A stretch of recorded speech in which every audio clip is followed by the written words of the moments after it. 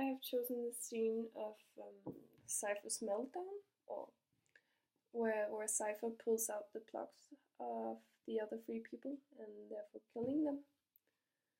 And a short summary of the scene. Cypher is very frustrated and angry under the conditions he lives in the free world, and he feels like Morpheus actually tricked him into taking the red pill because he felt like Morpheus on purpose didn't tell him the entire truth of the free world because he thought that Morpheus would know that Cypher then wouldn't choose the red pill, would go on with the blue pill.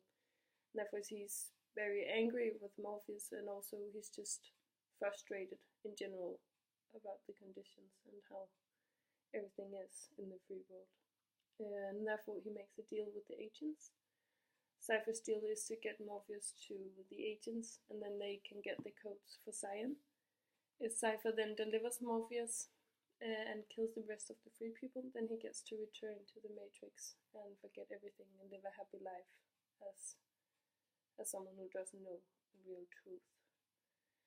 And then the scene is where Cypher actually do this.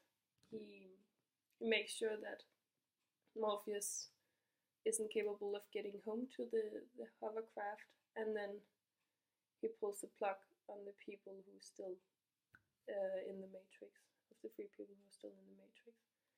So what we see is him calling and talking to the characters in the Matrix while he's pulling out the plugs on them. He's talking to Trinity while he's pulling out the plugs on the other people.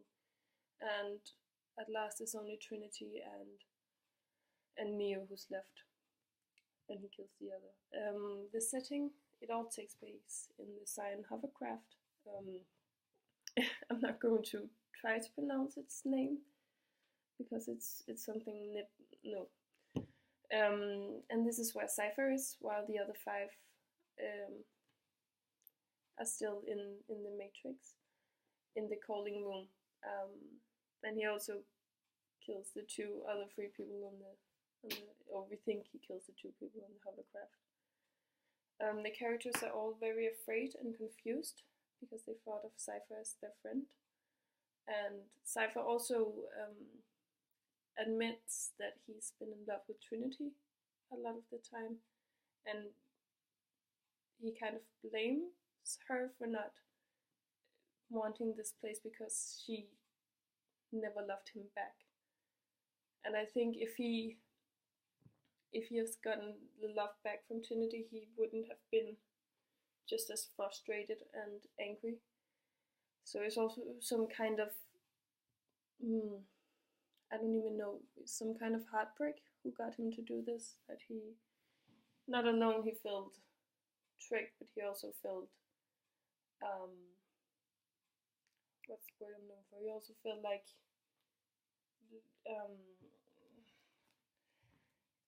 he couldn't return, or she couldn't return his love, and unwanted by Trinity, probably.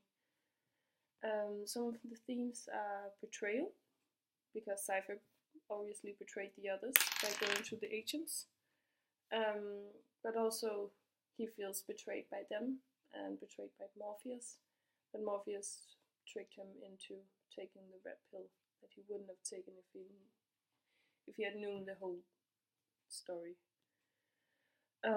Also disappointment, because the others are very disappointed in Cypher,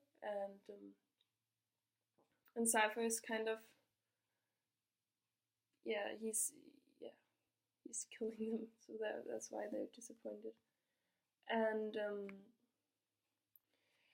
you can draw parallels to our theme, because Cypher is willingly choosing not to have free will. He lives in a world where he has free will, but he's not happy. So he would rather live a happy life in a non-free will world than he would living an unhappy life where he gets to choose his own decisions and thoughts. And therefore it goes really, it goes with our subject, because he's willingly choosing not to have this, and he feels that and if he doesn't know anything, he doesn't care, and that's kind of it, of the main, yeah, the main theme in this scene. You can also relate New's journey to the short story we read previously. Please don't tell me how the story ends, because Neo has a job and he lives his life. It's kind of dull life, but he thinks that he gets to control himself and gets to control his own thoughts. But then is shown this real world where he sees that he's not even near that, and someone is controlling him and making him think that he's living in a real world, and making him think that that his thoughts are his own, and his decisions are something he makes himself. And and that is also kind of what Q discovers in the short story. He discovered that he is not, in fact, he's not in charge of his own mind, and what he thinks he decides himself is actually predicted beforehand. So, yes.